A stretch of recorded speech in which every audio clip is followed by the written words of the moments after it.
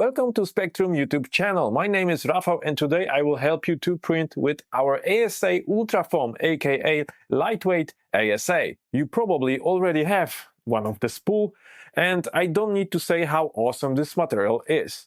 Let's get straight to the point because this is pretty important. First, quick version for those who doesn't have time. Point number one, it's dry your filament. Be sure that your filament is dry enough to print it, because any moisture in lightweight filaments like ASA or PLA can affect overall printing quality and performance. You can use standard settings on your filament dryer for ASA or PLA, depending which filament you have, or you can use something like Drybox. In this example, it's Prusa USS Drybox.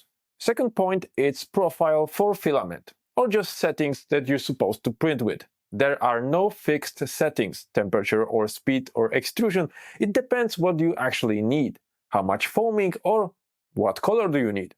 I prepared some profiles for most popular slicers and printers. You can download it in the link in the description on YouTube. And if you don't know how to put it into your slicer, I'm gonna leave the link how to do it in a separate video. But if you don't want to do it that way, you can just put basic settings and play with it a little bit and find the sweet spot. The basic settings you should start with is extrusion rate set to around 0.4.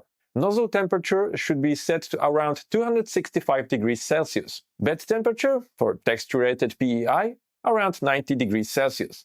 Printing speed should be low, between 15 mm per second to 30 mm per second. You can also increase retraction from 0.4 to 0.8 mm for direct drive extruder.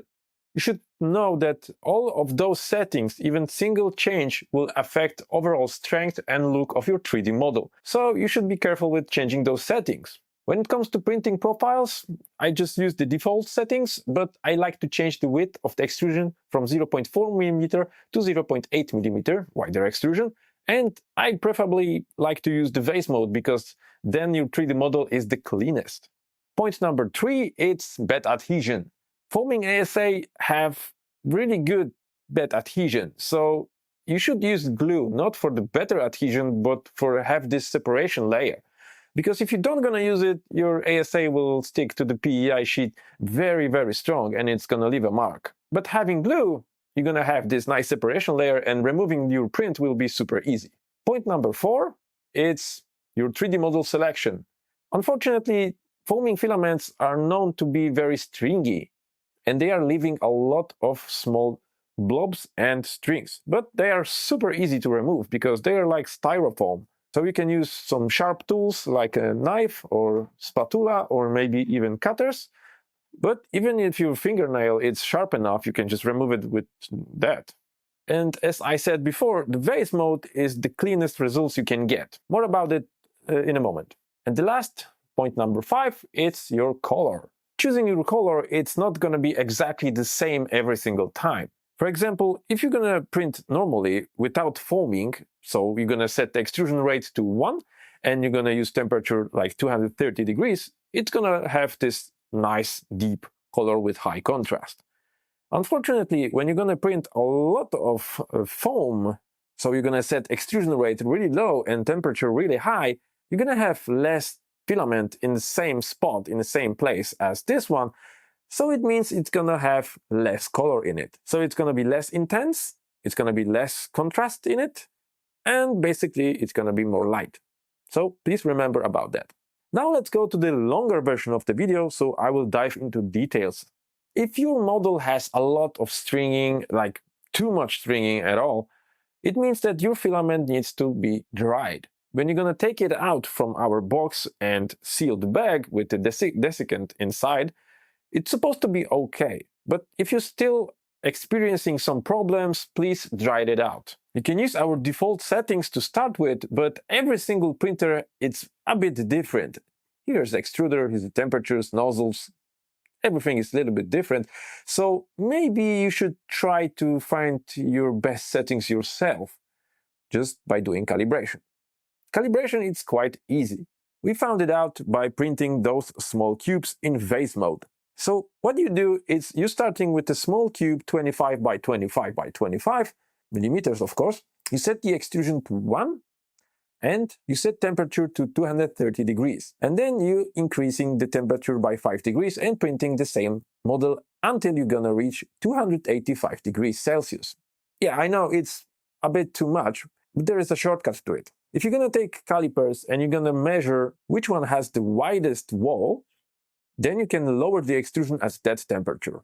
It means that it's gonna foam even more. But the problem is that if you're gonna raise temperature too high and your extrusion will be not enough, you're gonna get holes in your 3D model. It means that you need to lower the temperature or increase the flow. We did some testing before and we found out that Bambu Lab printers can do 0.35 extrusion rate with the temperature 275 degrees, and Prusa printers can do 0.42 extrusion rate with temperature 265 degrees, and the results are basically the same. So you see, different printers, different settings, same outcome. If you're still gonna experience some problems with the holes and not even extrusion, maybe you should slow down. Because once the filament is foaming out of the nozzle, it needs time to settle down, layer by layer. And if you're going too fast, the foam will just go everywhere. It's not gonna stick to the previous wall, previous line, and it's just not gonna look good. So try to just slow down. If you picked ASA instead of PLA, UltraFoam of course, it means that you're thinking about more rigidity, more strength, UV resistance, and probably water resistance. Yes, it's true, ASA is much better than PLA. I did compare some of those cubes and some of those holders because, for example, this one was printed in vase mode and those two as well. And this is our HTPLA, and it was 25 grams around. And our ASA Ultrafoam, it's only 8.5 grams. It means that it's 3 times lighter and it's a bit more flexible, I need to admit it. It's not the same, you know? So you can also think that if you need some flexibility, the Ultrafoam will do it for you. You need a practical example? Okay, I'm gonna show you this GoPro cover. Printed with HTPLA, the red one, it's very sturdy, it's very hard. But if you're gonna drop it, it's very likely it's gonna just crack and probably explode. But no, HTPLA, it's more flexible than normal PLA or PETG. So I think this is not the best choice anyway. But if you're gonna choose our ASA Ultrafoam, it will act like a sponge a bit, like hard sponge, like styrofoam. So if you're gonna hit it with something hard or you're gonna drop it, it's still gonna work because it's gonna, I'm missing the word, absorb the impact. I mean, some of those until some point, right? So I don't know if you're gonna see it, but still I hit it a few times with a hard tool and it just took the beating inside and the foam just absorbed this energy, changing its structure a little bit. I think it's gonna be good for any protection gear for your cameras or maybe phone or something else. I don't know, you tell me. And if you're gonna try to think really hard where you can use strong material that it's a bit flexible, but it's super light, 3 times lighter than other materials, yes, you're gonna think that it's gonna be good in RC models. Our friends from Electron Racing in Poland, they use our Filament Lightweight ASA to build a small F1 car that's supposed to win small speed derby, or it's called something like that. And they took 5th place. It's not that bad. And they built everything with our foam, and the whole car was super light. You can see the picture. But not just that. You can also print, for example, the wheel. It's a wheel from Printables for landing gear for a small plane. And the inside wheel, it's printed with HTPLA just to withstand, you know, high temperatures in the sun and basically rigidity.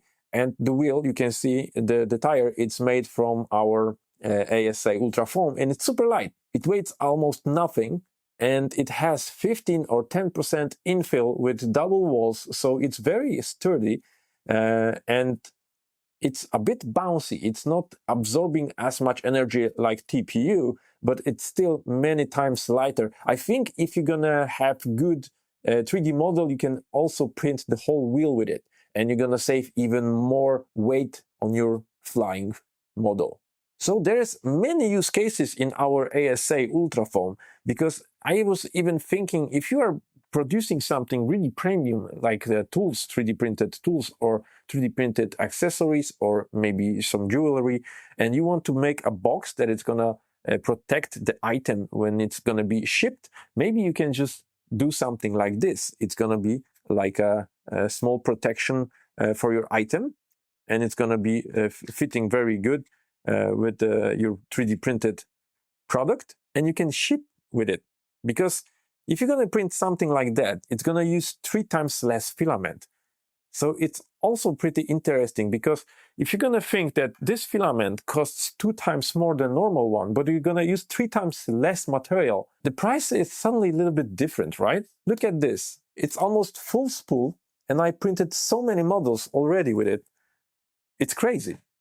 I'm not gonna lie, I am pretty big fan of UltraFoam filaments, because they are really, really cool and innovative in my opinion. Let's wrap it up. If you need printing profile for this filament, please download it from our Google Drive. You will find the folder there, and you can pick your slicer if it's there. And if you have any problems, any issues or questions, just leave me a message in the comment sections, and we will try to fix it. We will try to figure out how to solve your problems, or I will leave you some tips. Why in the comment section? Because if someone will have the same problem, they will just read it, and they don't gonna need to write it again.